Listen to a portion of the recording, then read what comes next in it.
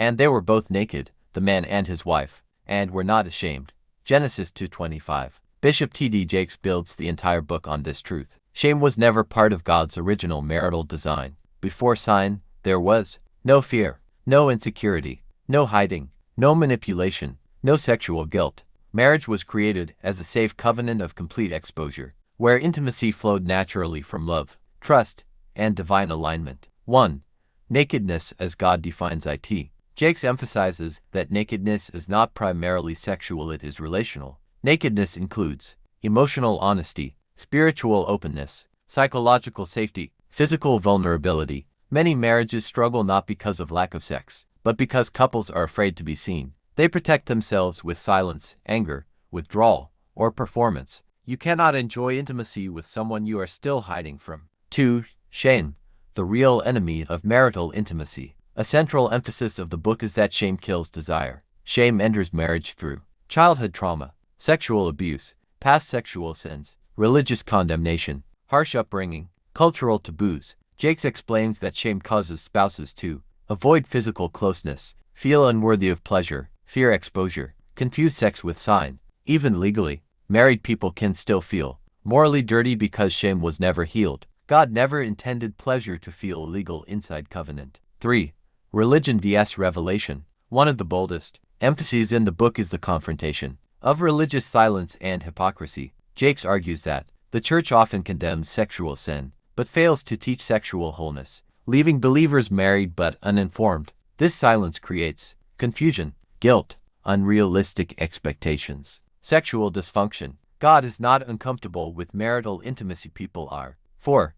The wounds we bring into bed. The book strongly teaches that sex exposes unresolved wounds. Unhealed pain shows up as fear of touch, lack of desire, performance anxiety, control issues, emotional distance, anger or resentment. Jakes makes it clear, sex does not create problems, it reveals them. You cannot ignore emotional and spiritual wounds and expect sexual freedom. 5. Communication, the bridge to desire. Another major emphasis is that sexual problems are often communication problems. Many couples assume instead of ask, avoid difficult conversations, fear rejection or judgment, never express desires or boundaries. Jakes teaches that desire grows where safety exists. Safety grows where communication is honest. Silence builds walls. Conversation builds intimacy. 6. Spiritual disconnection and sexual frustration. A powerful revelation in the book is that spiritual intimacy fuels physical intimacy. When couples stop praying together, forgiving each other, growing spiritually, they often experience emotional coldness, mechanical sex, loss of passion. Sex is not just physical, it is a covenant act, and covenant thrives on spiritual alignment. 7. Sex is not a weapon. Jakes firmly rebukes withholding sex as punishment, using intimacy to control, manipulating desire for power. He teaches that sex is a gift, not leverage. Intimacy must be mutual, not forced. Love must lead desire, not dominance. Any form of manipulation destroys trust and erodes covenant. 8.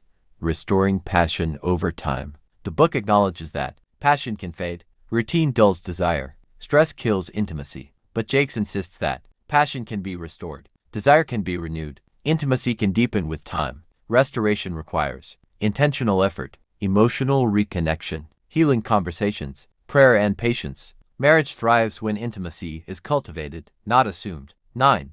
Redemption, not perfection. One of the most comforting emphases of the book is this: God is not looking for perfect marriages, He is restoring broken ones. Healing is progressive, intentional, grace-filled. Couples must learn to extend grace to themselves, their spouse, their journey. Key life-changing takeaways. Shame was never God's plan for marriage. Intimacy requires total vulnerability. Unhealed wounds block desire. Communication sustains passion. Spiritual unity deepens physical connection. Sex must be mutual, loving, and safe. Healing restores pleasure. Overall message of the book: Naked and Not Ashamed is not just about sex, it is about freedom. Freedom to be seen, be known, be desired, be healed, be whole. Bishop T.D. Jakes calls couples back to Eden, not a place, but a posture of trust, where love is safe, intimacy is pure, and pleasure is no longer poisoned by shame. For more insightful and faith-lifting audiobooks, do well to like and subscribe to this channel.